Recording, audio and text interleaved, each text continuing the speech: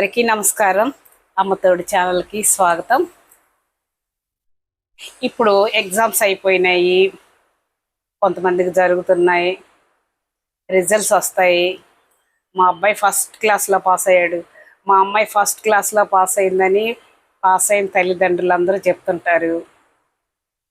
కానీ ఫెయిల్ అయిన వాళ్ళ గురించండి, వాళ్ళు తల్లిదండ్రులేమో మా ఫ్రెండ్ కొడుకు ఫస్ట్ క్లాస్లో పాస్ అయ్యాడు, మా ఫ్రెండ్ కూతురు పాస్ అయింది, ఆ పిల్ల అసలు ఎందుకు పనికిరాదు, ఆ పిల్ల పాస్ అయింది, వాడే అసలు పొట్టబొడిస్తే వాడికి అక్షరం రాదు, వాడు కూడా పాస్ అయ్యాడు, నువ్వెందుకు పాస్ కాలేదని చెప్పి పిల్లల్ని బాగా హింసిస్తుంటారు తల్లిదండ్రులు, వాళ్ళతో వీళ్ళతో కంపేర్ చేసుకొని.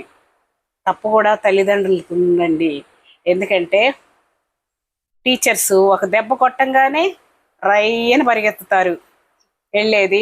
అసలు నీకేం సంబంధం, నువ్వెందుకు కొట్టాలి, ఇట్లా కొడతావా, నువ్వు ఏదైనా తప్పు చేస్తే మాకు చెప్పాలి కానీ నువ్వెందుకు ఇట్లా కొట్టావు పిల్లోని అని చెప్పేసి అడుగుతాం. అడగంగానే ఇక వాడి మీద కొంచెం పెట్టే శ్రద్ధ కూడా పోయిద్ది వాళ్ళకి. ఎందుకంటే ఒక దెబ్బ కొట్టంగానే మళ్ళీ పరిగెత్తుకుంటా స్కూల్ మీద పడతారని చెప్పేసి వాళ్ళకి భయం. అందుకని చూసి చూడనట్టు వదిలేస్తారు. పిల్లలు ఎప్పుడు కూడా ఎక్కువ సమయం టీచర్ల దగ్గరే స్కూల్లోనే గడుపుతారు. వాళ్ళ మెంటాలిటీ ఎలా ఉంటుందా, వాళ్ళు ఎలాగుంటారా ఏంటి అనేసి టీచర్స్కే తెలిసిద్ది. కానీ ఏదన్నా భయం చెప్పి ఒక దెబ్బ వేయంగానే, చిన్న లేత చర్మం కదా, ఒక దెబ్బ వేయంగానే పొంగిద్ది అనమాట. అది చూసి తల్లిదండ్రి పరిగెత్తుకుంటూ వెళ్ళేది, టీచర్స్ని తిట్టేది. అప్పుడు వస్తాయండి వాడికి కొమ్ములు వస్తాయి, ఒక చూపు చూస్తాడు, ఈసారి కొట్టి చెప్తాం అన్నట్టుగా. ఇక వాడేమో అట్ట తయారవుతాడు, వీళ్ళు కూడా టీచర్స్ చూసి చూడనట్టుగా ఉంటారు. ఇక దాని ఫలితమేమో ఫెయిల్ అవుతుంటారు.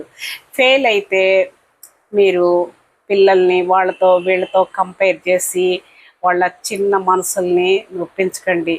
ఎందుకంటే వాళ్ళు ఏదో ఒకటి చేసుకుంటే జీవితాంతం బాధపడాలి. ఒక తల్లి మార్కెట్కి వెళ్తా పిల్లకి సెల్ ఫోన్ ఇచ్చేసి వెళ్ళింది. ఆ పిల్ల గేమ్స్ ఆడుకుంటూ ఉంది. అది పొరపాటున నీళ్ళల్లో పడిపోయింది ఆ సెల్ ఫోను. అది పాడైపోయింది. పాడైపోయేసరికి తల్లి వచ్చేసి ఇక తిట్టిద్ది, కొట్టిద్దని పాపం భయపడిపోయి ఒక సూసైడ్ లెటర్ రాసి ఊరేసుకొని చనిపోయింది. చూడండి, అలాంటి 10-50 కొనుక్కోవచ్చు సెల్ ఫోన్లు. పిల్ల పోతే మళ్ళీ రాదు కదా, ప్రాణం పోతే రాదు, అది గుర్తుపెట్టుకోండి. ఎందుకంటే నేను కూడా అలాగనే మా అబ్బాయిని కొట్టంగానే స్కూల్కి పరిగెత్తి వెళ్ళి, ఏంటి ఎట్టగొట్టావు, గొడ్డును బాదినట్టు బాదావు, ఏం తప్పు చేశాడు నా కొడుకు, ఏం చేశాడు, అసలు ఎందుకు కొట్టాలి, నీకేం సంబంధం, ఏదైనా తప్పు చేస్తే మాతో చెప్పాలి కానీ అది ఇదని చెప్పేసి ప్రిన్సిపాల్ని అడిగాను. అడిగేసరికి ఫలితం ఏంటంటే ఫెయిల్ అయ్యాడు. ఫెయిల్ అయ్యి ఒంటరిగా కూర్చొని బాధపడతా ఉన్నాడు. ఇక సరే బాధపడబాకురా, ఏమన్నా నాకు కొంచెం భయం వేసింది, బాధపడబాకు, ఈసారి కాకపోతే ఇంకోసారి రాసుకో, పాస్ అవుద్దు, కానీ నేను కూడా అట్టే ఫెయిల్ అయ్యి మళ్ళీ రాసి పాస్ అయ్యాను, నువ్వు కూడా అట్ట రాసుకో, అది ఇదని చెప్పేసి వాడికి ధైర్యం చెప్పాను. ఎందుకంటే మళ్ళీ రాయి, బాగా రాయి, పరీక్ష బాగా రాయి, రాసి పాస్ అయ్యి మన ఎదిరింటాంకి, పక్కింటాంకి, అటుపక్కంకి, వెనకాంకి వాళ్ళందరికీ మనం స్వీట్లు పంచుదాం, ఏముంది, తప్పేం లేదు, పోయిందనుకో ఒక సబ్జెక్టు, మళ్ళీ రాసుకో, అది ఇదని చెప్పేసి వాడికి ధైర్యం చెప్పాను. ఆ రోజు వాడు కూర్చున్న సిచ్యువేషను, ఒంటరిగా కూర్చొని చాలా బాధపడుతున్నాడు, వాళ్ళ ఫ్రెండ్స్ అందరూ పాస్ అయ్యారని.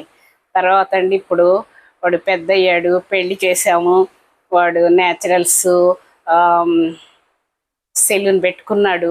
15 మందికి ఆ అబ్బాయి ఉపాధి కల్పించాడు. ఆ అబ్బాయి కింద 15 మంది బతుకుతున్నారు. వాళ్ళ భార్య కూడా నారాయణలో ప్రిన్సిపాలు, ఆ అమ్మాయి కూడా స్కూల్ మానేసి ఈ సెలూన్ చూసుకుంటుంటుంది. ఏదో ఒకటండి బతుకుతారు. ఏంటంటే వాళ్ళ రాతలు ఎలా ఉంటాయో చెప్పలేము.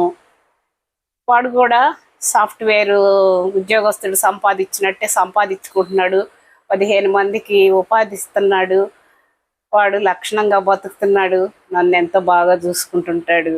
అలాగేనండి, పిల్లల్ని దండించకండి. ఎందుకంటే సున్నిత మనస్కులు పిల్లలు, చాలా సున్నితంగా ఉంటున్నారు ఇప్పుడు.